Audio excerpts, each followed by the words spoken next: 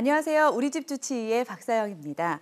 우리가 흔히 알고 있는 루마티스 관절염은 몸살이나 근육통처럼 가볍게 시작되지만 전신의 모든 관절과 장기에 만성 염증을 일으킬 수 있는 전신성 면역 질환이라고 합니다. 그래서 치료 방법과 예방이 중요한데요. 오늘 우리 집 주치의에서 루마티스 관절염에 대해서 자세히 알아보도록 하겠습니다. 도움 말씀 주시기 위해서 뿌리 한의원의 이유준 원장님 나오셨습니다. 안녕하세요. 예, 안녕하세요. 네, 류마티스 관절염 많이 들어보기는 했습니다. 정확하게 어떤 질환인지 설명 부탁드릴게요. 루마티스 관절염 하면 보통 관절병이다라고 생각하시는데요. 실제는 면역질환입니다. 그래서 내과 질환이기도 한데요. 우리 몸의 면역세포가 자신의 관절 연골을 외부에서 들어온 세균이나 바이러스로 오인을 해서 염증을 일으키고 파괴하고 공격을 해서 나타나는 질환인데요. 그래서 전신적인 질환을 가지고 있는 게 특징입니다. 그래서 흔히 자가면역 질환이라고 부르기도 하는데요. 한 나라가 혼란스러워지면은 그 나라의 군인이 자신의 국민을 향해서 총을 쏘고 죽이는 것처럼 이런 현상이 내 몸 안에서도 일어날 수 있다는 겁니다. 그래서 우리가 루마티스 관절염을 자가면역 질환이라고 부르기도 합니다. 그렇다면 이 퇴행성 관절염과는 또 어떻게 다른지 궁금하거든요. 예, 퇴행성 관절염 하면 관절을 많이 써서 오는 병이고요. 말 그대로 척추나 무릎 같은 관절을 많이 쓰다 보니까 그 관절에 염증이 생기고 통증이 오고 붓고 하는 특징이 있는 거고요. 루마티스 관절염 같은 경우는 관절을 많이 썼기 때문에 오는 병은 아닙니다. 면역질환이다 보니까 스트레스나 과로나 이런 많은 문제들이 누적이 되면서 면역의 불균형이 깨졌기 때문에 이런 이유로 인해서 전신적인 문제들, 신경쇠약, 만성피로, 우울증, 불면증 같은 증상이 있으면서 손가락이나 발가락 같은 작은 관절에 통증이 오고 또 대칭적으로 아픈 특징을 가지고 있습니다. 류마티스 관절염이 면역과 관련이 있다고 말씀하셨습니다. 그 이유가 뭘까요? 일단은 면역에 관련돼 있어서는요. 임상적으로 봤을 때 가장 큰 거를 순서대로 말씀을 드리면 스트레스, 그다음에 과로, 음식의 문제, 호르몬인데요.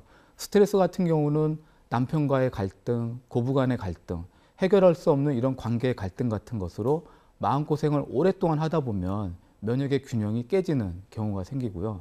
과로도 마찬가지로 하루에 3시간도 못 자고 너무 심하게 일을 하고 한 달에 하루도 쉬지 못하고 일하는 것들이 반복되다 보면 면역의 문제가 오는 경우가 있습니다. 음식 같은 경우도 요즘에는 야채는 아예 안 먹고 빵, 과자, 라면, 국수 이런 것들을 식사 대신에 먹고 반복적으로 이렇게 섭취를 하다 보면은 면역의 문제가 생기고요. 호르몬 같은 경우는 특히 여성 호르몬이 불균형이 되게 되면은 내 몸을 공격하는 면역 항체가 더 많아지는 특징이 있거든요. 그러다 보니까 루마티스 관절염 같은 경우는 여성분들이 남성에 비해서 4배 정도 더 잘 발생하는 특징이 있습니다. 특히 생리하는 여성들, 10대 후반에서 50대 초반에 가임기의 여성에서 잘 나타나는 특징이 있고요. 그 중에서도 산후, 폐경기 때 몸 관리를 잘 못해서 여성 호르몬의 불균형이 더 심화되면서 나타나는 경우도 있습니다. 그렇다면 정확한 증상이 어떻게 되는지도 궁금하거든요. 그래서 루마티스 관절염의 대표적인 7가지 증상은요. 첫 번째는 관절이 아플 때 대칭적으로 아파야 되고요. 두 번째는 발가락이나 손가락 같이 작은 관절이 아파야 되고, 세 번째는 3군데 이상의 관절이 아파야 되고요. 네 번째는 아침에 일어났을 때 1시간 이상 관절이 뻣뻣한 특징이 있고요. 다섯 번째는 엑스레이를 찍었을 때 관절의 모양이 변형이 되기도 하고, 그다음에 여섯 번째는 혈액검사상 루마티즘 인자가 양성으로 나오고요. 일곱 번째는 루마티즘 결절이라고 해서 혹 같은 모양이 관절에 생기는 것이 특징입니다. 이런 7가지 증상 중에 4가지 이상의 증상이 있으면 루마티스 관절염이다라고 진단을 내리고요. 이 밖에도 전신적인 질환이다 보니까 신경쇠약, 우울증, 불면증, 만성피로 같은 증상이 같이 있고요. 이 밖에도 루마티즘 인자가 심장이나 폐를 공격했을 때는 사망하는 경우도 있습니다. 일반적으로 류마티스 관절염 하면 약물 치료를 받는 걸로 알고 있거든요. 근데 한방에서는 어떻게 치료하는지도 궁금해지네요. 한의학에서는 이런 면역의 불균형을 개선해 줄 수 있는 그런 한약재들이 있습니다. 특히 자가면역의 원인이 되는 TH1셀과 TH2셀의 균형을 바로잡아 줄 수 있는 효과가 있는 그런 약물들을 조합을 해서 처방하기도 하고요. 또 이런 문제가 생긴 것들이 스트레스냐 아니면 과로냐 음식의 문제냐 등을 확인을 해서 이런 문제점을 해결해 줄 수 있는 한약재들을 체질에 맞게 배합을 해서 처방을 하고 있습니다. 또 치료 방법 중에 약침, 이 침요법에 대한 시술도 있다고 하는데요. 화면 보면서 자세한 설명 들어보도록 하겠습니다. 이 장면은요, 산삼약침의 시술 방법인데요. 산삼약침은 우리 몸의 면역의 불균형을 바로잡아주는 효과가 있고요. 그러면서도 만성화되고 체력 소모가 많으신 루마티스 관절염 환자한테 아주 좋은 효과가 있습니다.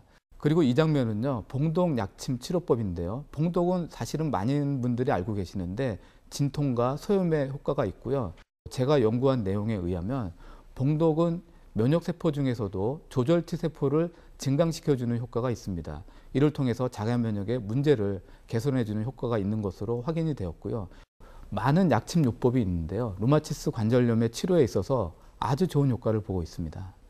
지금 보시는 이 환자분은요, 1년 전에 폐경기와 루마티스 관절염이 같이 오신 분이거든요. 초기에 발견이 되셨고 동시에 산삼약침 치료와 탄약 치료를 아주 적절하게 잘 치료받으셨기 때문에 경과도 좋고 치료 효과도 아주 좋으신 분입니다.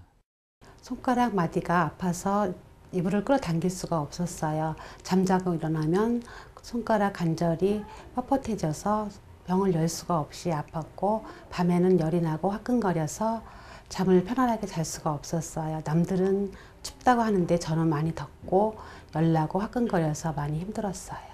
손 관절 마디가 많이 부드러워졌고 걸레를 짤 수가 있었어요.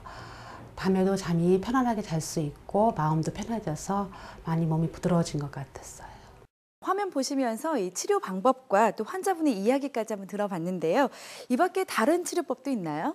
루마티스 관절염이 난치성 질환이다 보니까 대체요법을 통해서 치료하기도 합니다. 그 중에서도 색채요법이라고 있는데요. 이것은 우리 몸의 면역의 불균형이나 시스템의 문제를 치료해 줄 수 있는 소자를 테이프의 형태로 만들어서 한의학에서 말하는 혈자리에 부착을 해서 치료하는 방법인데요.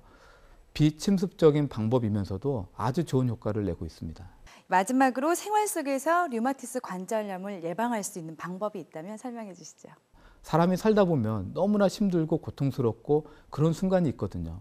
알고 보면 자기가 벼랑 끝에 서 있어서 한 발자국만 내디디면 떨어질 수도 있는 그런 순간도 있습니다. 그래서 내 몸이 너무 힘들고 쓰러질 것 같다, 주저앉을 것 같다, 내가 죽을 만큼 힘들다, 이런 느낌이 드실 때는 진짜 자신의 몸에 기울을 기울이셔서 휴식을 충분히 취하셔야 되고요. 그러면서도 주변에 있는 한의원에 가셔서 예방치료를 받으셔서 자기 몸의 컨디션이 정상적인 상태로 되돌아갈 수 있도록 신경을 써주시는 것이 가장 좋은 방법입니다.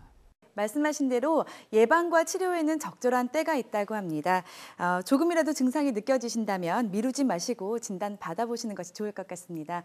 오늘 루마티스 관절염에 도움 말씀 주신 뿌리한의원의 의준 원장님 다시 한번 감사의 말씀드립니다. 고맙습니다. 예, 감사합니다.